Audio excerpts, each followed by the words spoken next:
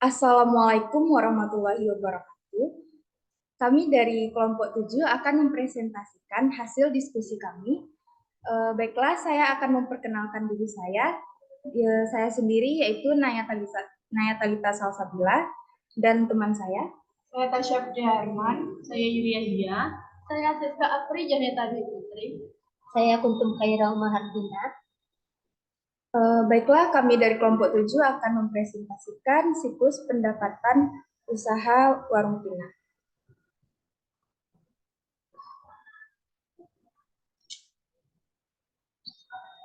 Yang pertama, bagian yang terlibat pada siklus pendapatan yaitu pengertian transaksi penjualan.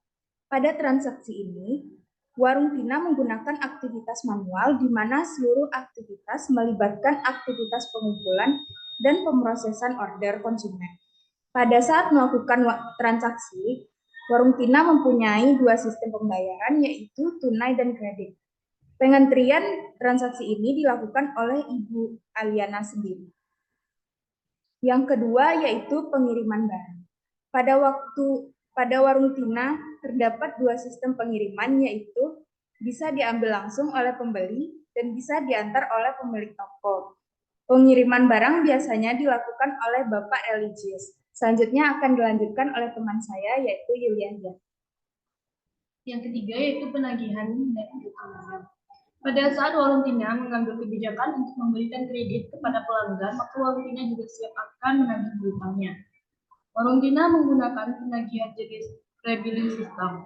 Sementara itu, akun persediaan, hutang usaha, dan buku besar diambil langsung setelah transaksi dilakukan. Penagihan dan piutang dagang dilakukan oleh Bapak Religius. Yang keempat, penerimaan kas. Pada warung Tina, kas yang diterima oleh kasir akan dicatat pada bagian pencatatan serta piutang yang telah diterima akan dicatat oleh bagian pencatatan. Penerimaan kas biasanya dilakukan oleh Ibu Aliana. Selanjutnya akan dilanjutkan oleh teman saya Siska. Yang kelima yaitu pencatatan keuangan. Segala sesuatu aktivitas pendapatan yang melibatkan kas keluar dan semua arus uang maka akan dicatat oleh bagian pencatatan atau akuntansi yang akan dicatat setiap harinya sekaligus mengupdate data yang ada. Pencatatan ini biasanya dilakukan oleh Yulia dengan metode akuntansi. Selanjutnya keputusan kunci yang ada pada warung Tina.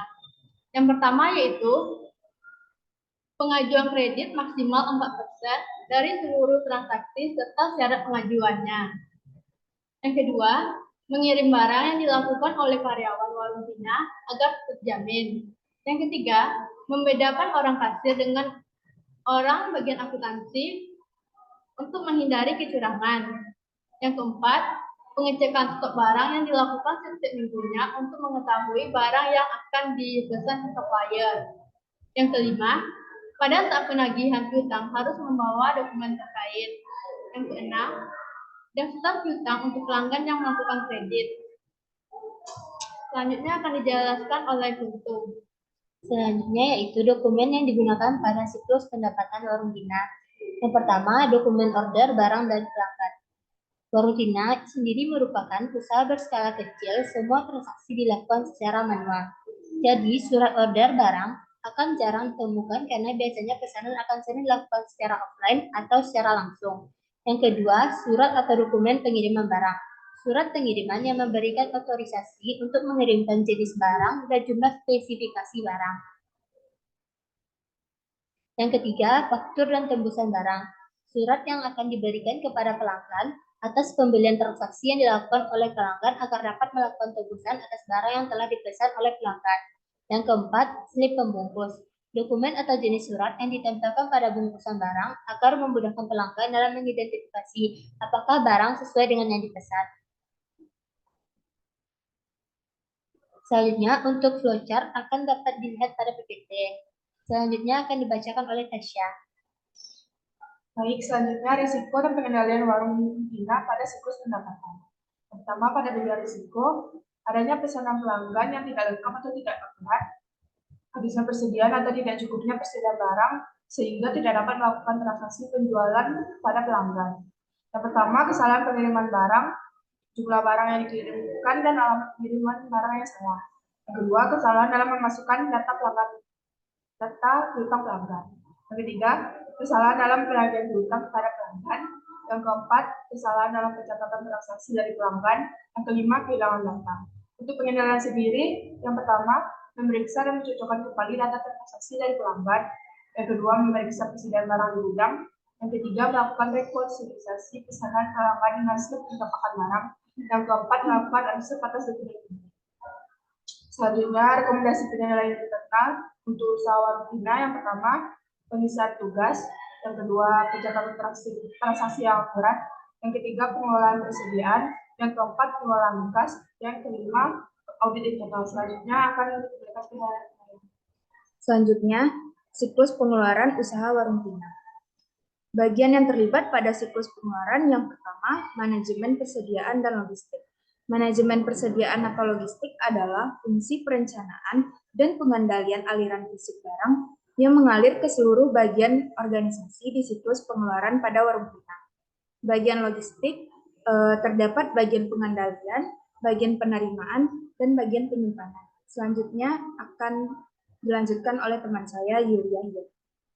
Yang kedua, bagian keuangan atau akuntansi. Bagian keuangan atau bagian akuntansi berkaitan dengan kegiatan pendanaan, data, informasi, perencanaan, dan pengendalian terhadap seluruh sumber daya. Pada bagian ini, Ibu Tina melakukan pencatatan setiap kegiatan pengeluaran, yaitu untuk melakukan pembelian barang ke supplier dan penggajian karyawan warung Ibu Tina. Selanjutnya akan dilanjutkan oleh teman saya, Siska. Keputusan kunci yang ada pada siklus pengeluaran pada usaha warung Tina. Yang pertama yaitu memastikan barang yang dipesan ke supplier sesuai dengan kebutuhan barang yang stoknya sudah menipis.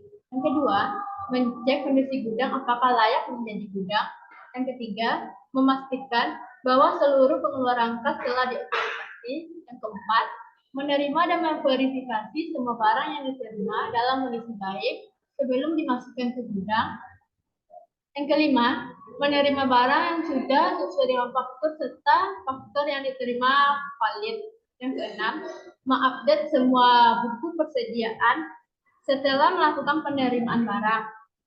Selanjutnya akan dijelaskan oleh Kuntum. Selanjutnya, dokumen yang digunakan pada siklus pengeluaran warung Tina. Yang pertama, dokumen atas surat permintaan pembelian barang dari gudang.